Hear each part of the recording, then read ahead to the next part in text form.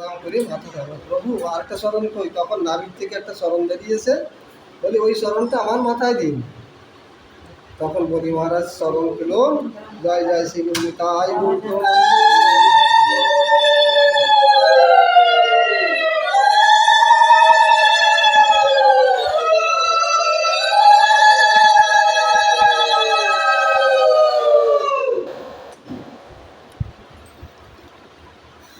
ভিক্ষালো ঈশ্বরে প্রভু শেষে তার শিরে, আর কোনোদিন নেত্রান্ধ সেতু বন্ধ করে, বানরূপে সব শিশুগণ ধরে। সব শিশুগণ বানর সেজেছে, সব লেজ তৈরি করেছে, কাপড় পরেছে একটা করে, আর লেজ তৈরি করেছে, হ্যাঁ করে সেতু বন্ধ করছে। সেতু বন্ধ লীলা করেছিল না ভগবান রামচন্দ্র। তা রামচন্দ্র যখন সেতু বন্ধ লীলা করেছিল, তখন কিন্তু ওই দুইজন ব্যক্তি ওই সেতু বন্ধ লীলা সহায়তা করেছিল। কি কি নাম জানেন? নল আর নীল, দুই ভাই। নল আর নীল, নল আর নীল দুই ভাই। কি কি নাম মনে থাকবে তো? তো নল আর নীল এই দুই ভাই, এরা খুব বদমাইশ ছিল সেটা। এরা ওই যখন ঋষিরা পূজা করে চলে যেত, ভিক্ষায় চলে যেত, এই পূজার যত ওই কোষাকুষি পূজার দ্রব্য সব সাগরে ফেলে দিত। সাগরে ফেলে দিত।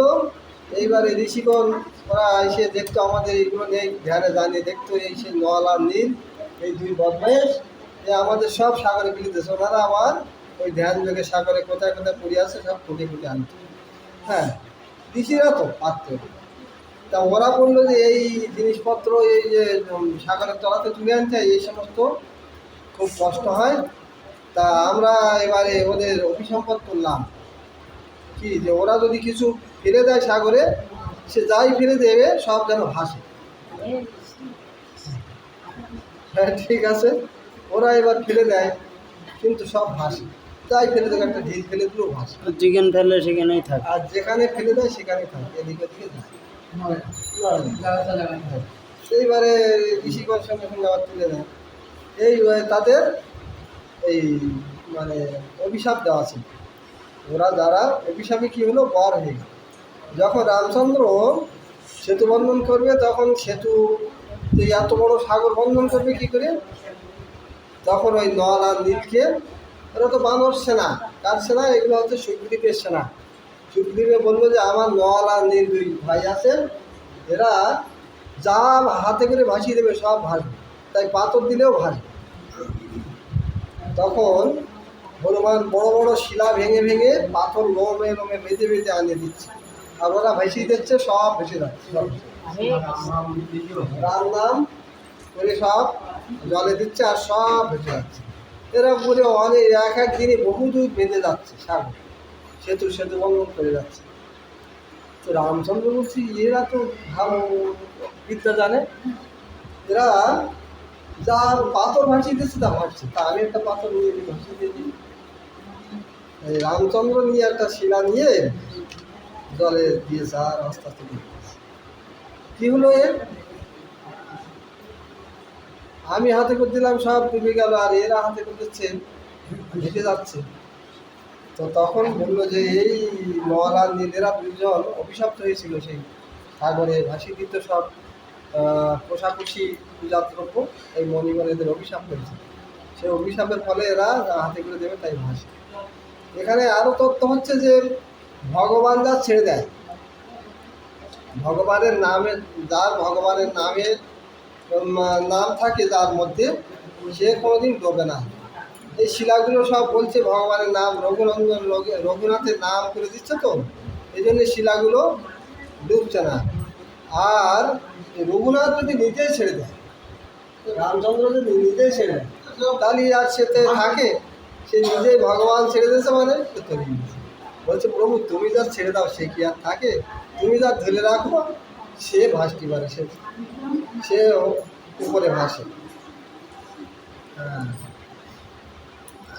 কথাবার্তা হচ্ছে নিচের দিকে, আমাকে একটু অসুবিধা হচ্ছে। হ্যাঁ, তাহলে নল নীল ভাসিয়ে দিচ্ছে। ভেরেন্ডার গাছ কাটা ফেলিয়া জলে, শিশুগণ মেলি জয় রঘুনাথ বলে, জয় রঘুনাথ জয়। ভেরেন্ডা গাছ বলেন, ছেলে ভেরেন্ডা গাছ, ওই হেন্না, ঢাকাই হেন্না না কি বলে না, ওই যে ওই গাছ কেটে কেটে সব সাগর বন্ধন করে যাচ্ছে। ওখানে দেখবেন একটা ওই ইয়ের ঘাট আছে, ইন্দ্র ঘাট আছে। ওই ওই যে আমরা গিয়েছিলাম, যে একটা ছোট্ট শক্তিশালী মন্দিরে গিয়েছিলাম না, ওখান থেকে ওই বানর ঝুলছিল প্রচুর। ওই বানর বলছি ওগুলো কি বলে, বাদুড়। ওই বাদুড় ঝুলছিল, ওখানে আমরা ঘাট দিতে যাচ্ছিলাম না, ওই আছে ইন্দ্র ঘাট। এর বাদুড়টা এত বাদুড়, গাল সে মানে সে আমাদের সেই অবিনাশ কাকার মতো। বলে কি উনি যখন হাটে যাচ্ছে তো ওই গাছে প্রচুর পেয়ারা গাছে বাদুড় ঝুলছে। ওখানেই ওই সেতু বন্ধন করেছে ওই ঘাট,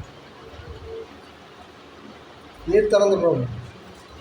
শ্রী লক্ষণ রূপে প্রভু ধরি নাই আপনে, শ্রী লক্ষণ হয়েছে এবার কে, নিত্যানন্দ।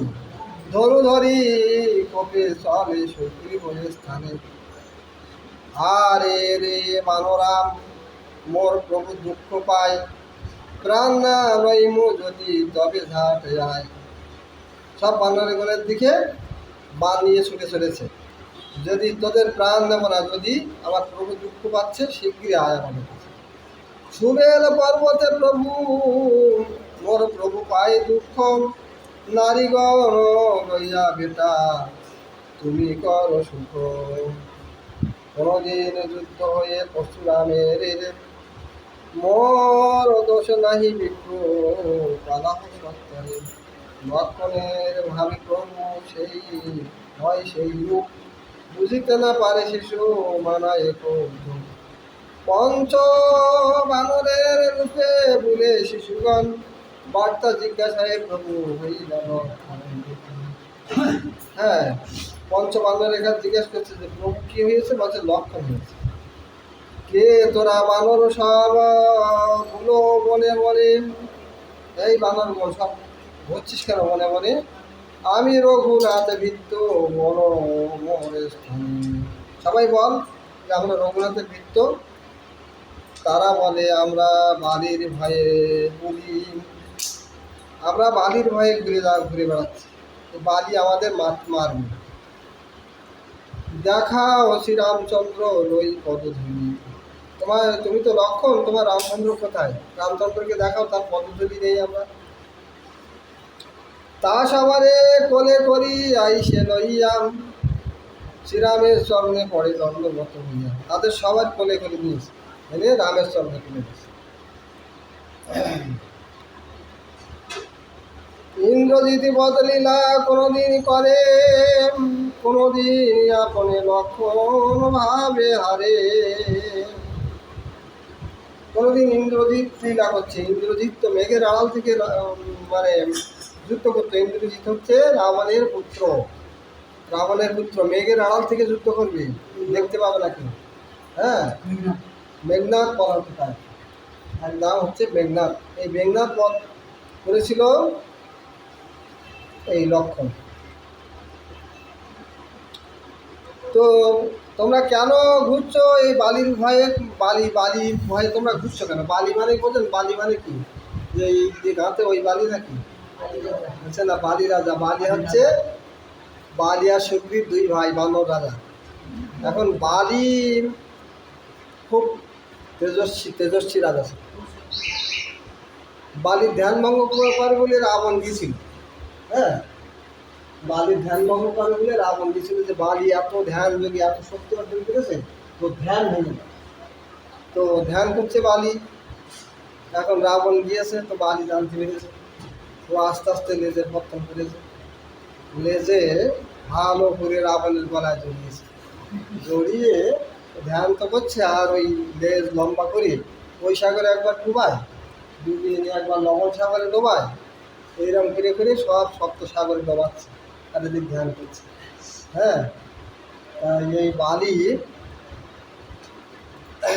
এই রাবণের সঙ্গে তো কেউ পারত না, কিন্তু বালি কেমন লোক ছিল চিন্তা করো। বালি এমন শক্তিশালী ছিল ধ্যানও চলছে আর সব সাগরে সাগরে রাবণ ঘুরতেছে। চুয়াচ্ছে। এবারে চুপি চুপিয়ে তো রাবণের পেটে জল গিয়ে কি ভর্তি গেছে। কি করবে বলে কি আমি আর অন্যায় করবো আর করবো না ছেলে আমি আর এরা অন্যায় কর্ম করবো না। তো রাবণ তখন আস্তে আস্তে ছাড়া পেল। এবার যখন ওই বালি একসময় গিয়েছিল পাতালে, এখন পাতালে গিয়েছিল যখন, তখন সুগ্রীবকে ওই পথে রেখে গেছি যে রঙের পথে তুমি থাকো ভাই, আমি যতদিন না আসবো তোমাকে কিন্তু থাকতে হবে। এখন একটা ডেট দিয়েছিল যে এতদিনের মধ্যে ফেরবো, সেই ডেট চলে গেছে। তারপরেও অনেক দিন চলে গেছে, বাড়ি রক্ষা করছে তার।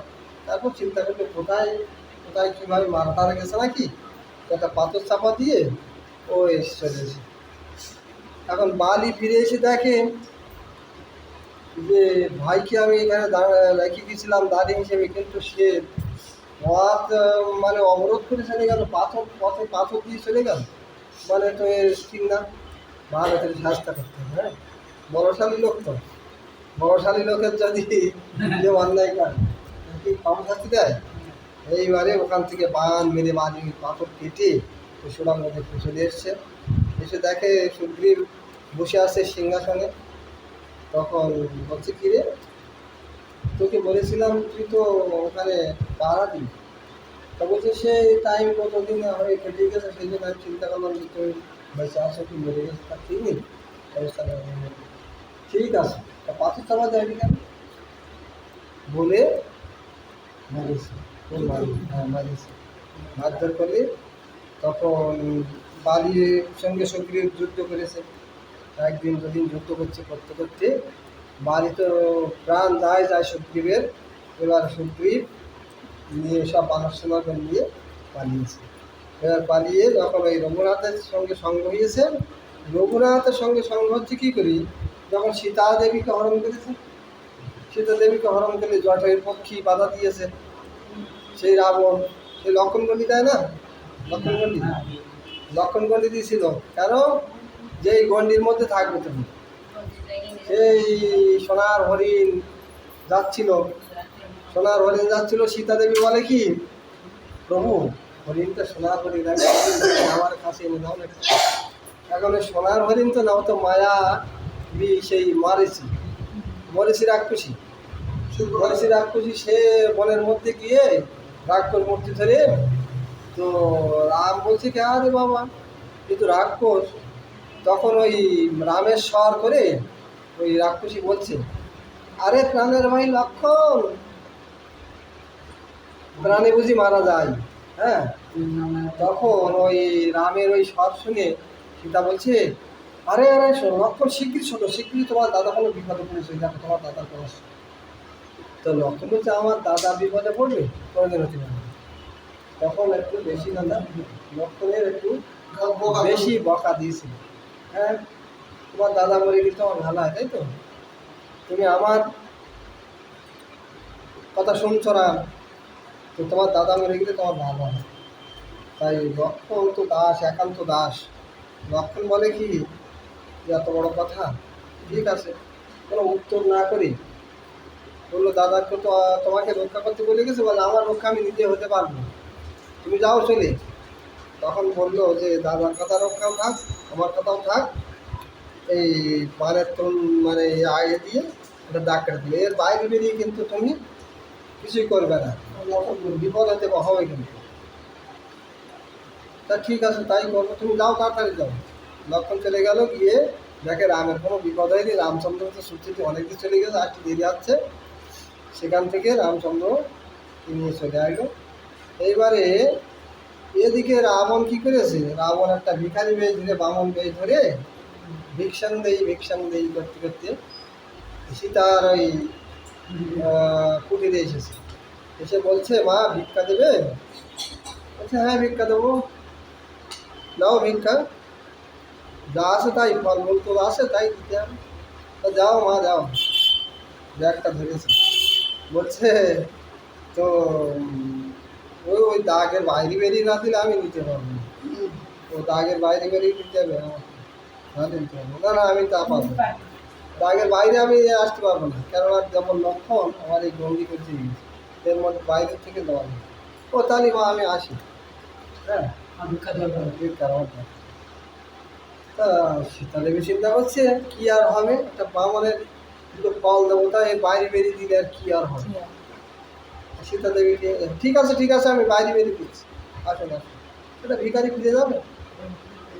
এইবারে সীতা দেবী যেই না গন্ডি পেরিয়ে ভিক্ষা দিতে গেছে, সঙ্গে সঙ্গে রাবণ চুলের মুঠাটা ধরেছে, ধরে রথে চড়িয়ে নিয়ে চলে যাচ্ছে। সীতা দেবী বলছে কি করছেন কি করছেন, এগুলো কি? আপনি তো একটা ভিক্ষুক। বলে এই তো তোমাকে আমি নিজে দেখছি। তখন সীতা দেবীকে ওই লঙ্কেশ্বর পার করে রথে করে পার করে নিয়েছে।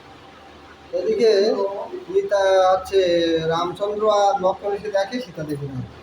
তখন সীতার শোকে অন্বেষণে বেরিয়েছে, কোথায় গেল কোথায় গেল কোথায় গেল। দেখতে দেখতে সামনে পড়লো জটায়ুর পক্ষী, বলছে দেখো প্রভু, আমার এই পাখা সব কেটে দিয়েছে। কে? রাবণ। ও আচ্ছা আচ্ছা, তা আমি এখনো বেঁচে আছি তোমার সংবাদটা দেওয়ার জন্য। সীতাকে হরণ করে নিয়ে গেছে, আমি বাধা দিয়েছিলাম, তাই আমার ছেড়ে দিয়েছে। এই বলেই জটায়ু ধন্যবাদ। তখন দুই ভাই শোকাকুল, সেই লঙ্কা পুরি যাবো কি করে।